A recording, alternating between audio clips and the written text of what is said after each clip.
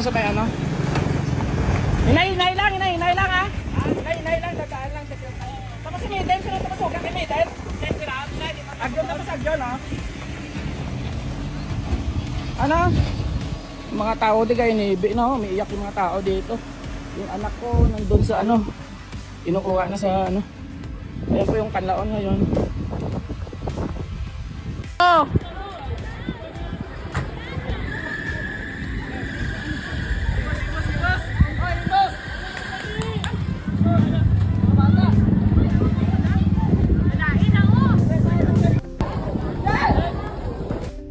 Nakuhanan ng mga netizen ang pagsabog ng bulkan Canlaon mula sa kanyang bahay sa Canlaon, Negros Oriental.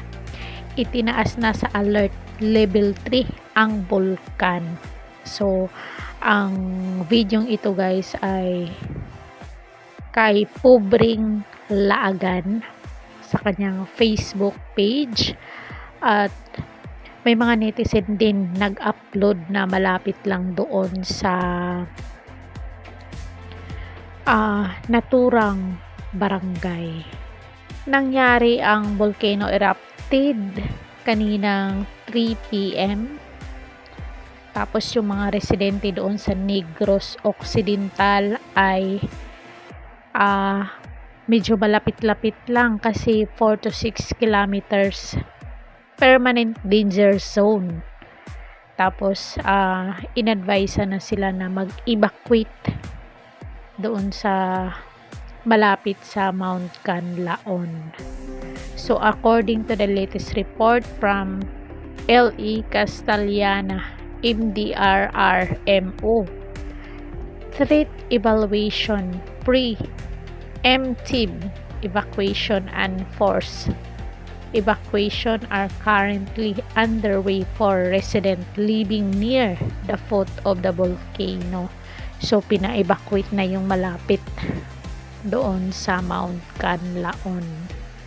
So grabe no ang pagputok, tapos nagbuga pa ng mga grabe yung ash doon sa road ng Mount ng barangay Mao, Bago City pagkatapos ng eruption of Mount Canlaon around 3 PM.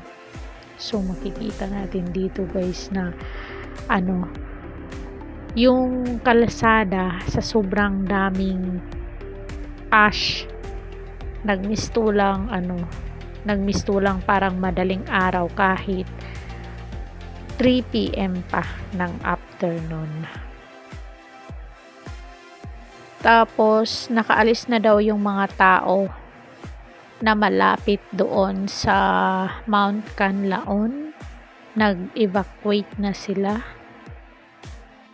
Pagsabog ng Bulkan Canlaon kaninang alas 3 ng hapon, kuha mula sa highway sa HDE Igpanulong, Barangay Kamandag, La Castellana, Negros Occidental. Ito ay courtesy kay Boss GS Photography sa Facebook page niya. So, ang dami kasing nag-a-upload nito guys. And then, kinuha ng GMA News para maibalita, para ma-update tayo. So, dito ako nanonood ng balita sa GMA News. Kasi syempre ito yung trending ngayon, ang pagsabog ng Mount Canlaon. Sana sabayan ng pag-ulan para may thrill. Sinyalis daw yan daw po yan na mayroong maalis sa pwesto sa gobyerno. Dapat kay BBM yan isisi, pati mga bulkan nagsabugan na dahil sa korap ng presidente. Kalikasan po yan, wag natin isisi kung sino ang nakaupo. Only God knows po bakit nangyari po yan sa ating bansa. Grabe ang lakas. Oo, makikita mo sa pagsabog. Boom! Yan na, nagkatotoo na ang pagputok ng bulkan. Lumikas na yung malapit sa bulkan. Iwas na sa maaaring mangyari. Keep safe. Keep safe. After Taal ngayon, Mount Canlaon. Next na yan, Mount Pinatubo at Mayon. Nag-alboroto na sila sa gulo ng Kongreso. Sakit sa irong, halong ang may mga bata, delikado. Oo, kasi alikabok. Lalo na sa may mga asma. Halong kamo likas na para di makalanghap ng asopre. Magdasal na pa po tayo. Sana lahat ng nandito makalaya sa utang. Naku po, isisi na naman yan ng mga DDS sa presidente. Naku, kasalanan na naman ng presidente yan, source of DDS. Sabog na yan yung bigas ang asikasuhin ng GMA. Sana ang 20 kilos na bigas, puro laway na lang. Parang nung sumabog Mount Pinatubo, ingat sana mga kababayan sa ashfall, harmful sa lungs yan. Ingat po sa mga malalapit po sa Bulkan Canlaon. Halong good kamutanan. Sign niya na mamimigay na naman ng ayuda si Tambay. #ayuda nation. Ganyan po ang nangyari sa Mount Pinatubo. Ingat po at maging alert. Parang noong kabataan ko pa pumutok ang Mount Pinatubo at tanghaling tapat ng biglang dumilim ang kalangitan at umulan ng ashfall. Your car should have well-maintained filters in those areas because it can cause severe problems not only when you have a driving but what you inhale inside your vehicle as well. The ashfall reaches Iloilo City and province and Guimaras. Diyos ko. Junior, yung DSWD box, mayroon ba? Wala na. Wait daw kayo dyan. Parating na. Ang concern ni Junior, wala na daw DSWD box. Ubos na money. Binulsa na ng mga kasama niya para sa eleksyon. Nasaan si Gonggong Marcos? Naalala ko noong panahon ng Pinatubo, nasa Angeles City kami nakatira. Katanghali ang tapat, umulan ng batong maliliit, tapos sinunda ng ashfall. Masakit sa mata. Saang lugar yan? Sa Negros Occidental. Keep safe. Hinay-hinay sa pagmaniho mga driver. Halong sorry kadlaw ko sa comment DSWD box. Diyos ko, tulungan mo sila Bulkans sa Canlaon tumigil na Lord, ipapasko mo in Jesus name. Halakalabot da sa Central Maokang Bago City, mga Cecilia Davao, halong kamuda. Lugar ko to. Ingat po kayo at stay alert. Yan ang pagpabaya ang mga tao. Sa tagal ng panahon, hindi nyo naisipang simintuhin ang bunganga ng bulkan para hindi na sumabog. Dito natin malalaman sa mga congressman kung kasing bilis din ba ang tulong tulad ng pag-impeach sa kay BP Sara. Tama. Sabi ng makapangyarihan Diyos, kapag inilabas ng Diyos ang kanyang matinding galit, mararanasan ng buong mundo ang lahat ng uri ng sakuna dahil dito, tulad ng pagputok ng isang bulkan nakatayo sa itaas sa langit. Makikita na sa lupa, lahat ng uri ng kalamidad ay darating sa buong sangkatauhan. Papalapit bawat araw habang nakatingin sa ibaba mula sa itaas. Nagpapakita ang daigdig ng sari-saring mga tagpo na gaya noong bagong dumating ang isang lindol. Hindi mapigil ang pagkalat ng likidong apoy. Dumadaloy ng malaya ang kumukulong putik.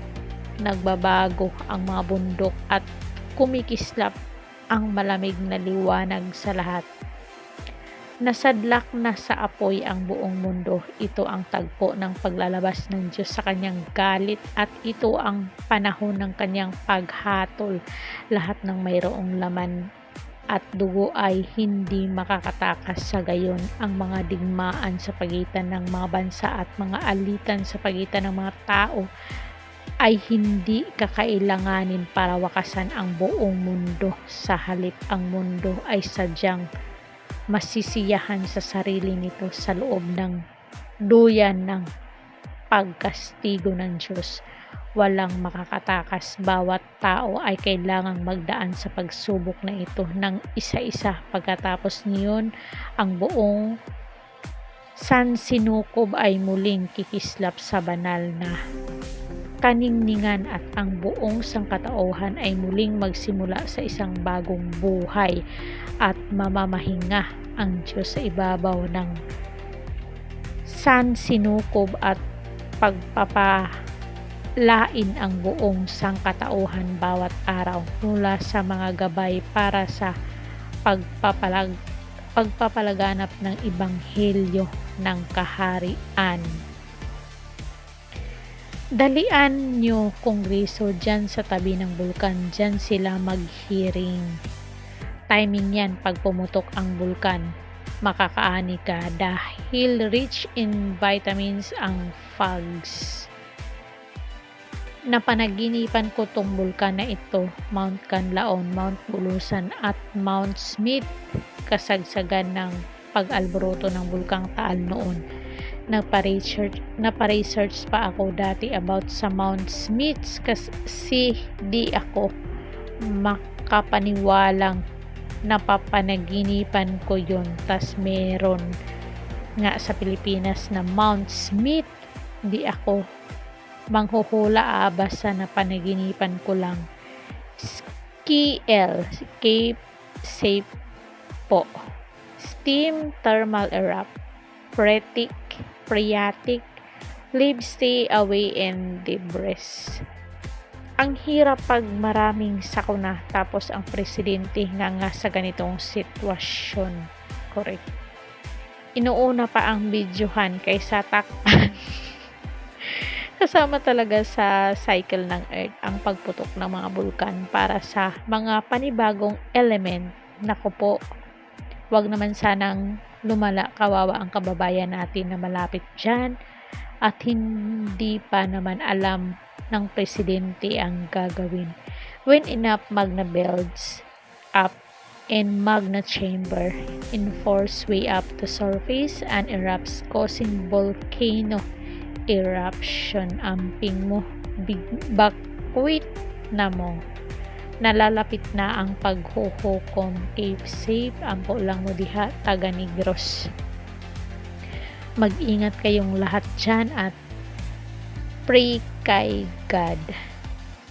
So yun lang guys ang ating update sa Mount Canlaon at yung mga tao doon ay naka-evacuate na malapit sa naturang bulkan.